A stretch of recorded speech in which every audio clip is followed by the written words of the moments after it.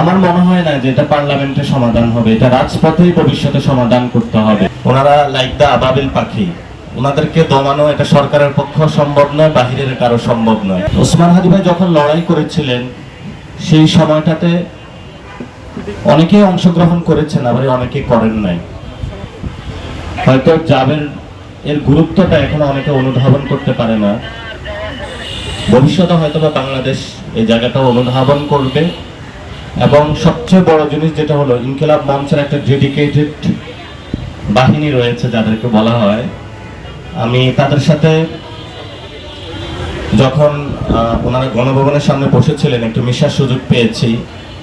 ওনারা লাইক দা আবাবিল পাখি, ওনাদেরকে দমানো এটা সরকারের পক্ষ সম্ভব নয়, বাহিরের কারো সম্ভব নয়। তো এই সৎ সাহস ওনাদের মধ্যে আছে এবং খুবই একটা গুছানো টিম, যারা আদর্শ, ন্যায়, নীতি, ইনসাফের ক্ষেত্রে শহীদ ওসমান হাদি ভাইয়ের যে মান সম্মান, এটা এক বিন্দু তারা কোথাও কম্প্রোমাইজ করে নাই।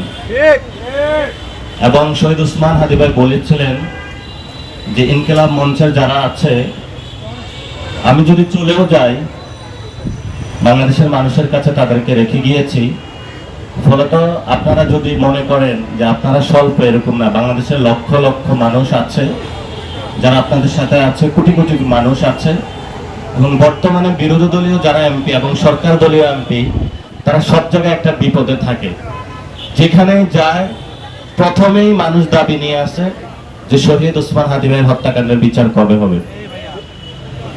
তো যদিও পার্লামেন্টে বিরোধী দল বা সরকারি দল একটু কম কথা বলে এটা নিয়ে, আমার মনে হয় না যে এটা পার্লামেন্টে সমাধান হবে, এটা রাজপথেই ভবিষ্যতে সমাধান করতে হবে।